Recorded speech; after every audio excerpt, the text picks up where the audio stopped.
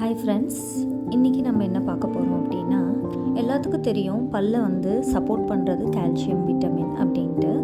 அது மட்டும் இல்லாமல் இன்னும் நிறைய மினரல்ஸ் நம்மளுக்கு ஹெல்ப்ஃபுல்லாக இருக்குது. ஸோ பர்டிகுலர் ப்ராப்ளம் நம்மளுக்கு க்யூர் ஆகணும்னா பர்டிகுலர் மினரல்ஸ்க்கு கொஞ்சம் இம்பார்ட்டன்ஸ் கொடுக்கணும். அதில் முக்கியமாக என்ன அப்படின்னா, நான் மெக்னீஷியமை பற்றி இப்போ சொல்ல போகிறேன். அதில் முதல்ல என்ன அப்படின்னு பார்த்தீங்கன்னா, ப்ளீடிங் கம்ஸ். நான் எவ்வளோ தான் க்ளீன் பண்ணாலும் திரும்பி எனக்கு கம் ப்ளீடிங் வருது அப்படின்னா மெக்னீஷியம் டெஃபிஷியன்சி முக்கியமான காரணம்.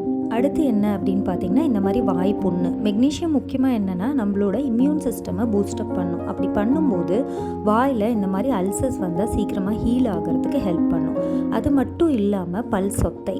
நாளடைவில் நம்ம கால்சியம் மெட்டபாலிசம் ஒழுங்காக நடக்கலை அப்படின்னா அதுக்கு முக்கியமான காரணம் மெக்னீஷியம் தான். மெக்னீஷியம் ப்ராப்பராக இருந்தது அப்படின்னா அந்த கால்சியம் மெட்டபாலிசம் நல்லா நடக்கும்போது நம்ம பல் சீக்கிரம் தேய்மானம் ஆகாமல் சென்சிட்டிவிட்டி இல்லாமல் தடுக்க முடியும். அது மட்டும் இல்லாமல் ஒரு சிலருக்கு அந்த நரம்பு ப்ராப்ளம்னு ஒன்று வரும். என்னன்னு பார்த்தீங்கன்னா, வாயை திறந்து மூடும்போது வலிக்கும், இல்லை சும்மாவே பார்த்தீங்கன்னா இந்த காது கிட்ட இருந்து ஃபுல்லாக வலிக்குதும்பாங்க. அது ஏன்னா மெக்னீஷியம் டெஃபிஷியன்சி தான்.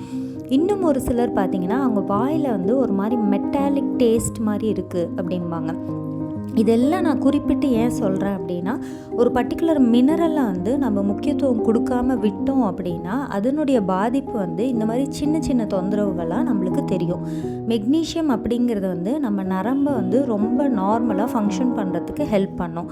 அதனால தான் பார்த்திங்கன்னா காலில் நரம்பு இழுக்கிறது, கால் மரத்து போகிறது, பாதம் எல்லாமே மெக்னீஷியம் தான்.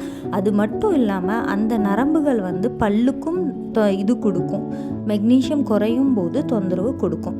ஸோ உங்களுக்கு ஹெல்த்தியர் டூத் வேணும் அப்படின்னா ஒரு சில மல்டிவிட்டமின்ஸை ரெகுலராக எடுத்துக்கோங்க. ஒரு மித் இருக்குது, என்னன்னு பார்த்தீங்கன்னா, நம்ம நல்லா இருக்கும்போது பல் செக்கப் போக தேவையில்லை அப்படின்ட்டு.